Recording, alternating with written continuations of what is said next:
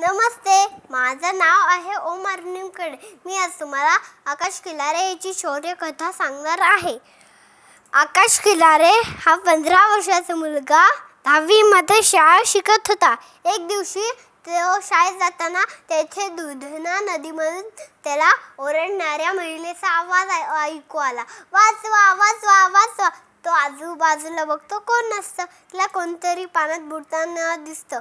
तो त्याचं दप्तर तिकडेच ठेवतो आणि आपली जीवाची पर्वा न करता त्या 70 फूट खोल नदीत उडी घेतो. पहिले मुलीला वाचवतो, मग महिलेला सुरक्षित बाहेर काढतो. ती महिला तिकडे कपडे धुवत असते आणि तिची मुलगी जवळ खेळत असते. खेळता खेळता तिचा पाय घसरतो आणि ती पाण्यात पडते.